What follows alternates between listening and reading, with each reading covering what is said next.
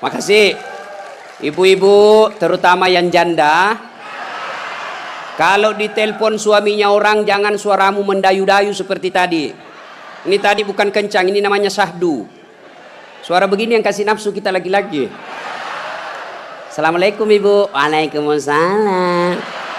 Bagaimana suaminya orang tidak tergoda? Lagi di mana ibu? Di rumah aja pak. Coba dong yang keras. Assalamualaikum. Waalaikumsalam. Lagi di mana ibu? Di rumah. Lagi ngapain? Apa kau tanya-tanya? Oh, enggak, diteleponnya lagi kau besok. Ini Waalaikumsalam. Caleda. Wih, ada juga Bugis di sini. Wih, boleh tahan ini bubuhan Bugis.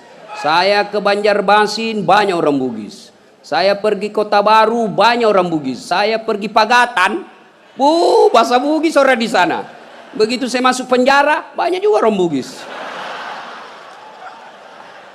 Simpan dulu HP-mu bos. Dengar ceramah dulu. Woi. Bu ibu, simpan dulu, simpan. Ibu yang pegang HP selama saya ceramah, saya doakan suaminya kawin lagi. Nah. Saya di Makassar bu, ada ibu-ibu, saya lagi ceramah, dia membelakang. Dalam hati saya, barusannya ada orang saya ceramah, dia belakangi saya. Ternyata dia ambil HP-nya, selfie. Dia belakangi, baru dia tulis di WhatsApp-nya, latar belakang das atlatif. Woi, saya dijadikan background. Selesai ceramah dia kejar lagi saya. Ini yang kasih repot kita Bib sekarang.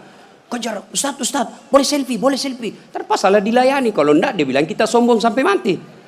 Sudah selfie dia bilang ulang Ustaz, kabur. Ulang lagi Ustaz, kabur Ustaz. Bukan HP kabur, mukamu yang kabur. Jadi bapak-bapak nanti kalau minta maaf sama istri, itu syaratnya. Jabat tangan, senyum, pandang matanya, sebut dosa. Jadi kalau suami minta maaf ibu, suruh sebut judulnya. Apa judulnya pak? Tiba-tiba minta maaf. Enggak enak, nanti kau ngamuk lagi. Bilang apa? Ustadz Dasat bilang harus sebut. Apa? Mohon maaf ibu.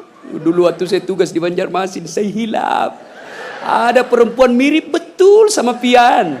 Maafkan saya selingkuh ibu. Dia bilang istrinya, enggak apa-apa pak, saya maafkan. Memang itulah manusia biasa, kadang-kala kita hilaf. Saya maafkan kau karena bulan lalu saya juga selingkuh.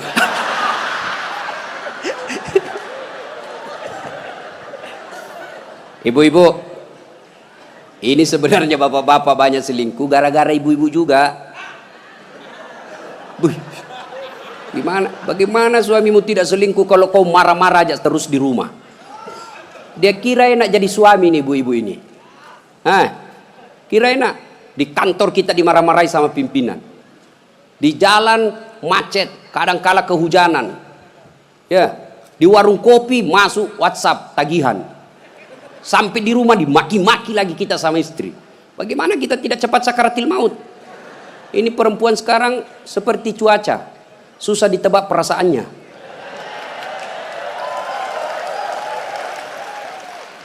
Dia kira enak laki-laki. Ibu, dengar ibu.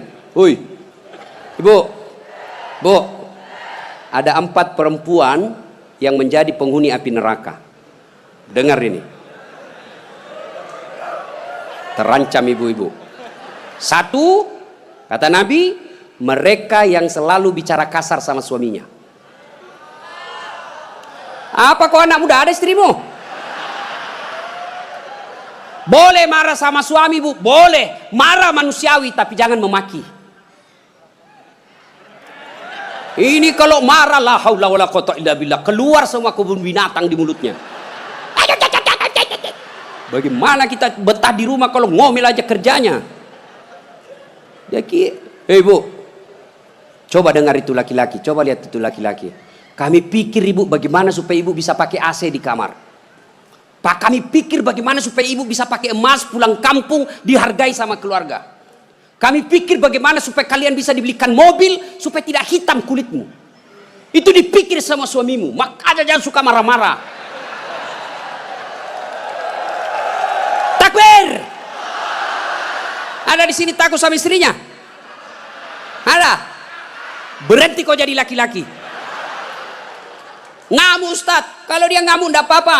Dia pecahkan piring satu, pecahkan satu lusin. Dia pecahkan semua. Kenapa? Piring, gelas boleh dibeli. Harga diri sebagai suami tidak boleh diinjak-injak istri. Takbir. Ah, itulah yang takut sama istrinya. Oi bu, oi, satu, perempuan yang menjadi penghuni api neraka yang suka bicara kasar. Boleh marah, tapi jangan memaki. Marah silahkan, manusiawi, tapi jangan memaki-maki. Goblok memang kau jadi laki-laki. Sudah goblok, hitam, gendut. Wah, ini penghuni neraka ini.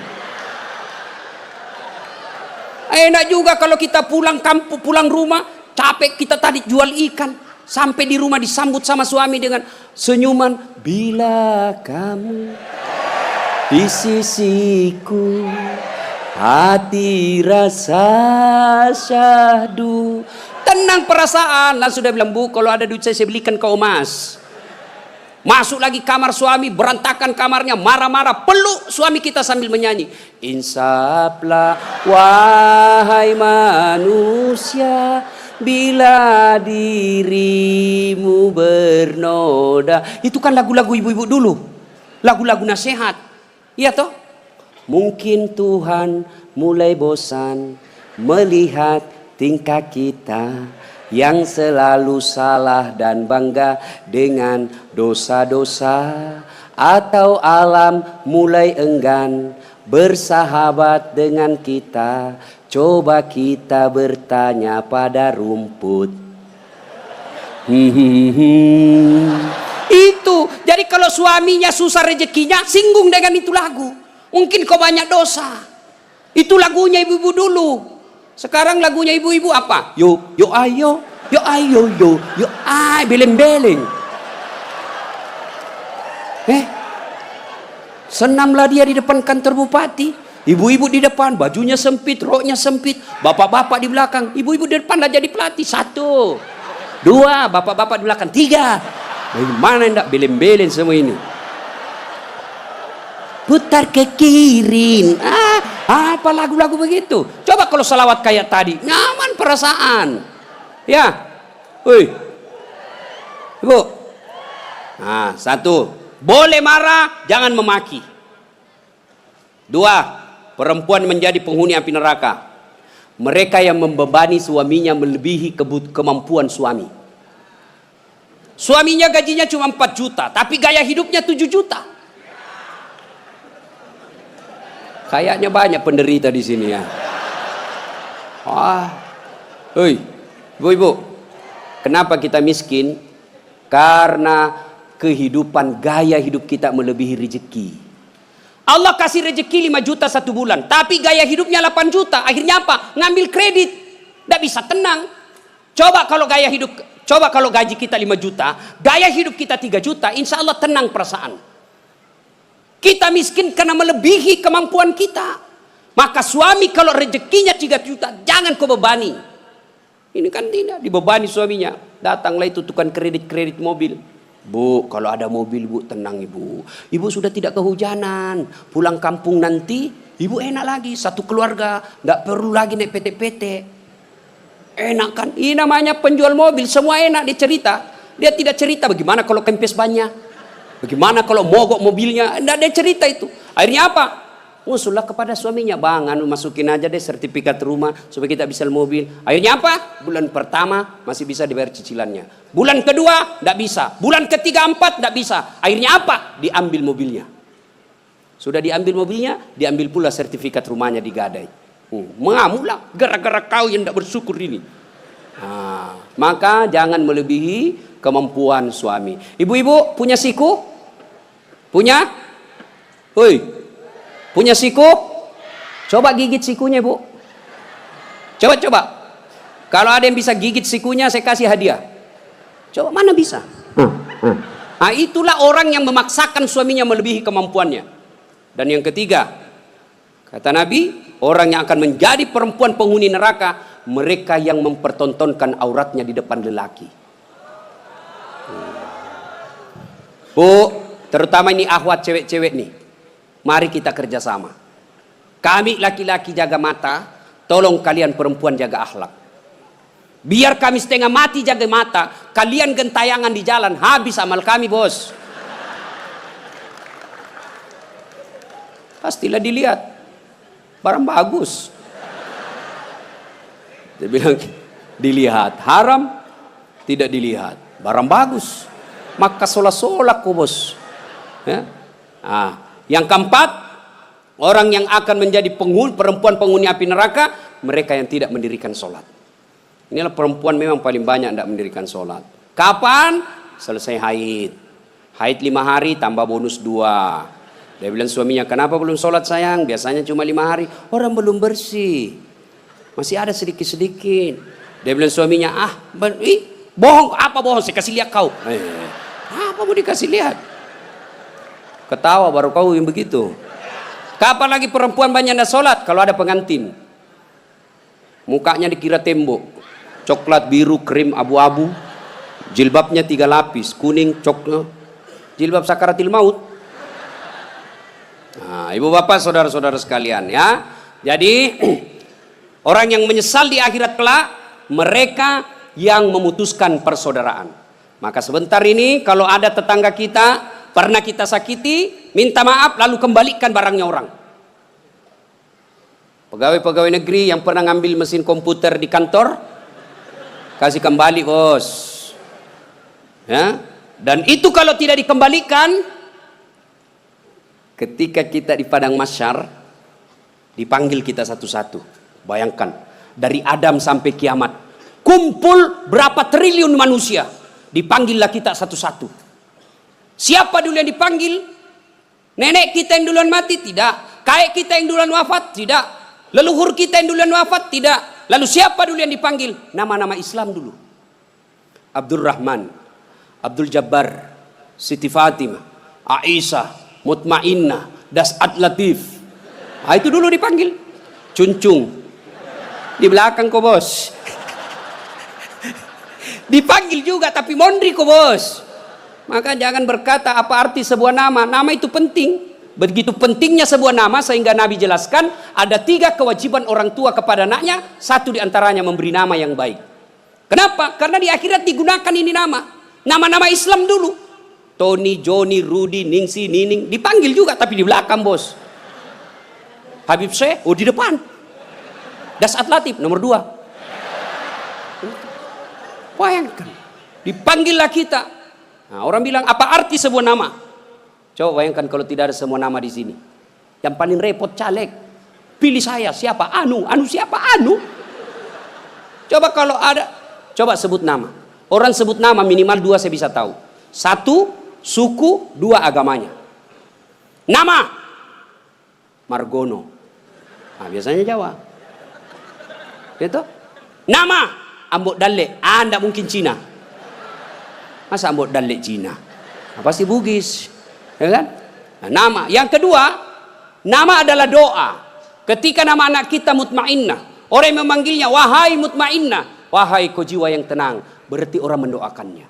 Dan di akhirat dipakai kelak. Ustadz, bagaimana saya Ustadz? Sudah terlanjur namaku Ronaldo. Karena bapakku pecinta bola. Bagaimana caranya Ustadz? Ya Islamkan.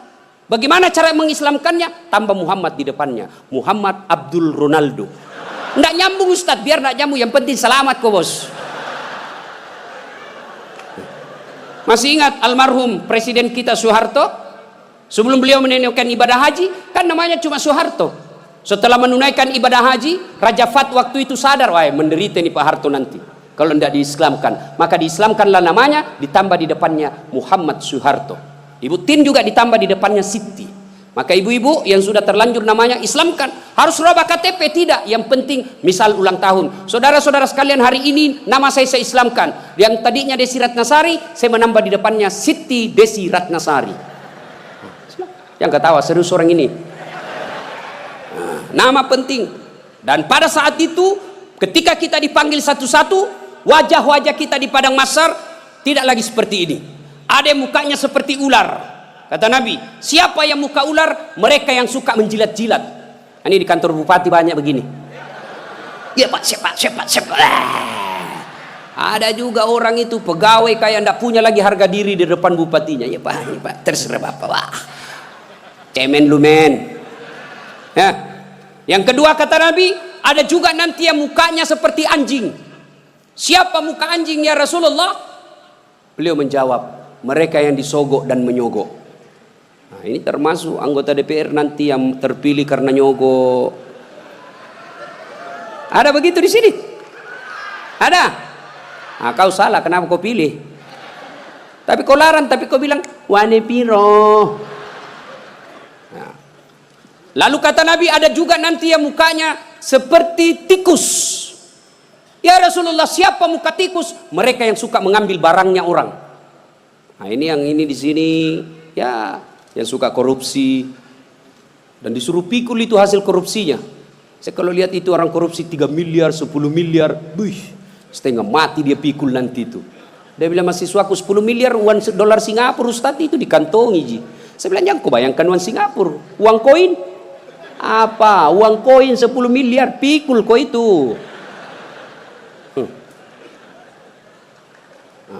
Ada juga kata Nabi yang nanti mukanya seperti kuda. Siapa muka kuda ya Rasulullah? Nabi menjelaskan mereka yang suka mendahului imam ketika sholat berjamaah. Nah, ini anak muda ini yang banyak. Imam belum turun dia sudah turun. Imam belum naik dia sudah naik. Ditanya kenapa kok cepat sekali? Dia bilang ini orang tua Ustaz. Sudah lowbat, saya masih full charge. Tidak boleh begitu bos. Ini juga imam kadangkala harus perhatikan. Ada juga kadangkala imam membalik-balik sunnah Rasul. Nabi jelaskan kalau kau jadi imam ringkaskan bacaan solatmu. Ini baru jadi imam mau takbir aja sudah lama. Gaji itu muakkak mani bawan selesai. Ada juga yang begitu. Kata Nabi ringkaskan bacaan solatmu. Ringkas. Yang kedua kata Nabi, bacalah yang umumnya orang hafal. Tujuannya apa? Satu, orang bisa husuk mengikuti kalau yang dia baca hafal. Coba kalau imamnya membaca kul huwallahu ahad, anak-anak juga ikut di belakang kul huwallahu ahad, karena dia hafal. Begitu imam membaca surah Al-Baqarah ayat 10 sampai 115, la haula wala quwwata illa billah. Dia husuk dengan bacaannya, kita husuk dengan hayalan. Kita mau ikut, tidak dihafal, mau ruku, belum selesai, terpaksa kita baca semua itu di dinding. Keadaan keuangan masjid, pengeluaran, saldo, waduh. Sudah dibaca satu tripleks, belum selesai bacanya imam, dibaca lagi kalender. Persatuan Guru Republik Indonesia cabang Kabupaten Tanah Bumbu. Selesai lagi, belum selesai imam, dibaca lagi bajunya orang caleg DPR RI nomor urut 7 dari Partai Nasdem. Dibaca semua Pak. Siapa yang salah? Siapa salah? Imam. Makanya kata Nabi, baca yang umumnya orang hafal dan ringkaskan. Ada orang jadi imam, dites lah anak penghafal, kau jadi imam nak, mau didengar bacaanmu, jadi imam lah, hanya dia yang hafal. Begitu lagi sholat tiba-tiba ada cicak jatuh, kena telinganya, stres hilang hafalannya. Apa sambungannya ini? Dia lupa betul, hening satu masjid. Tiba-tiba imam berkata, tolong bantu di belakang.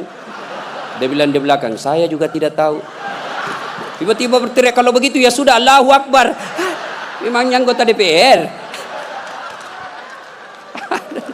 Saya punya pengalaman ini Pak, waktu saya kecil di kampung SMP saya waktu itu. Sholat asar, lama sekali imam sujud. Kenapa lama betul ini imam sujud? Ada apa ini? Tiba-tiba ada kawan saya nakal, diangkat kepalanya. Hilang imam. Ternyata yang ditunggu sudah keluar. Dia keluar dari pintu samping. Kacau sholat. Selesai sholat ditanya, Pak Imam, kenapa kau tinggalkan kami? Dia bilang, saya kentut nak. Pak Imam, lain kali kalau kentut kasih bangkit dulu kepala supaya kami lihat kau keluar. Dia bilang, saya sengaja, malu saya kau lihat. Kacau sholat. Siapa yang salah? Siapa salah? Siapa salah? Imam. Makanya hati-hati milih imam. Ya, ada lagi kejadian ini waktu saya kuliah KKN. Belum jadi ustadz saya waktu itu. Ada kawan saya dia pakai baju gamis. Wah, saya bilang pasti anak pesantren. Jadilah imam dia. Saya di belakang dua anak fakultas sastra. Begitu dia baca Al-Fatihah masih aman.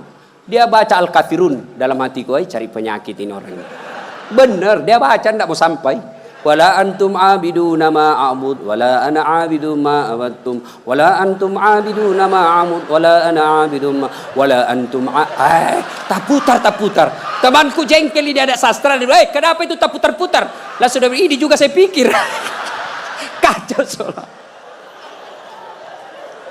Makanya kalau imam salah, kacau jamaah.